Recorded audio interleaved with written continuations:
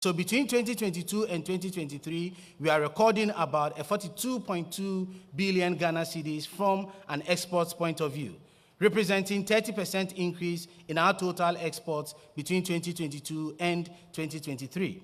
From an import perspective, in 2023, the total value of our imports stood at 180.7 billion Ghana cedis relative to 148.6 billion Ghana cedis.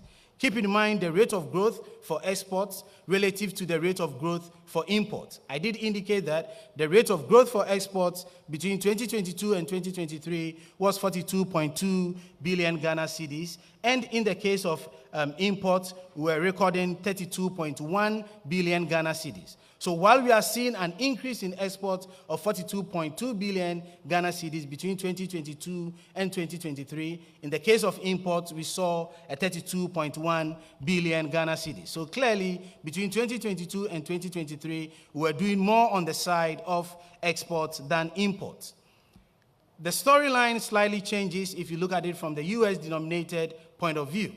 That is where we begin to think about the exchange rate implications on our external trade, both from an export perspective and from an import perspective. While we clearly saw an increase from both an export and an import perspective, in the case of the Ghana cedi denominated, in the case of the USD denominated, we saw relatively a decline for both exports and imports between 2022 and 2023, specifically with exports declining by 0.8 billion US dollars relative to 2.0 billion US dollars between 2022 and 2023, increasing by about 3.4 percentage points over this time period. We turn the conversation to cocoa. As was indicated, while we saw a consolidation in the position of gold in the first quarter of 2024, in the case of cocoa, we saw a decline in its share by 8.5 percentage points.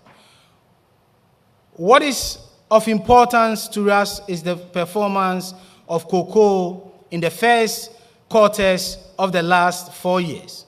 In the first quarters of the last 4 years, we have consistently seen that we get the largest return from cocoa in the first quarter of every year.